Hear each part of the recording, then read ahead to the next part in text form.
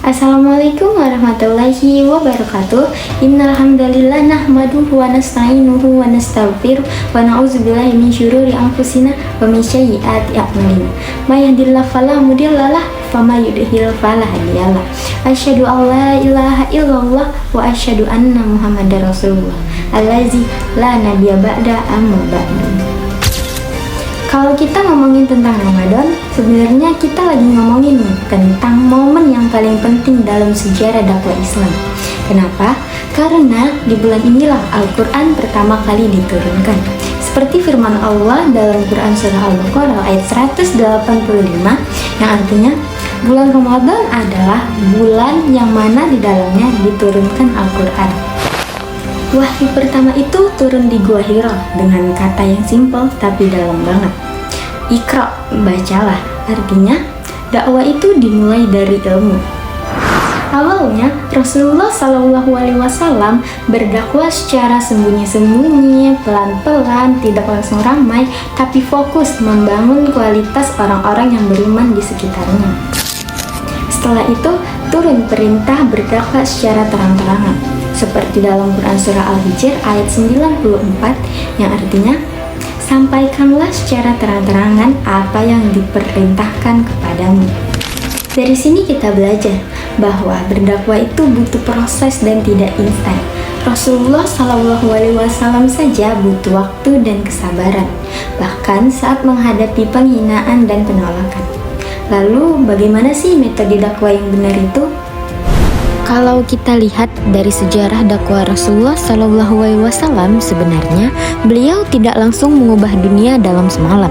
Dakwah itu dimulai dari lingkup kecil, yaitu dari keluarga, dari sahabat terdekatnya, dan dari orang-orang yang siap menerima kebenaran. Artinya apa?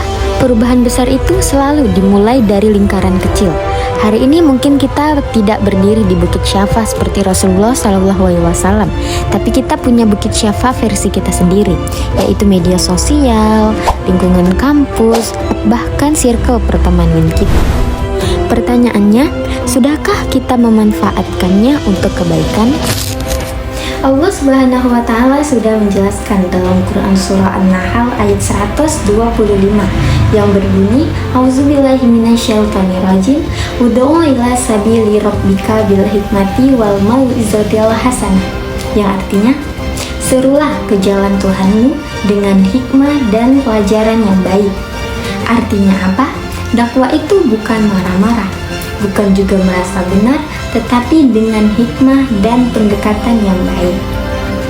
Teman yang dirahmati Allah, kadang kita berpikir bahwa dakwah itu ialah tugas orang-orang besar, tugas seorang ustadz, tugas seorang dai, tugas seseorang yang sudah mempunyai ilmu yang tinggi.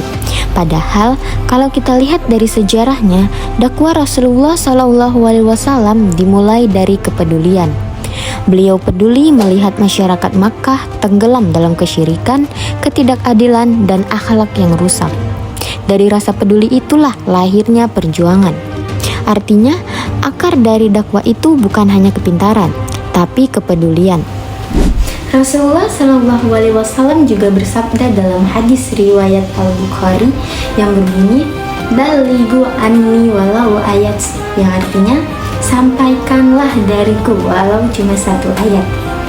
Nah, dari hadis itu menjelaskan bahwa kita kalau berdakwah itu bukan nunggu menjadi ustaz dulu, tetapi selagi kita tahu ilmu itu benar, sampaikan dengan cara yang baik. Jadi, apa sih hubungannya dengan bulan Ramadan? Karena Ramadan adalah waktu terbaik buat memulai.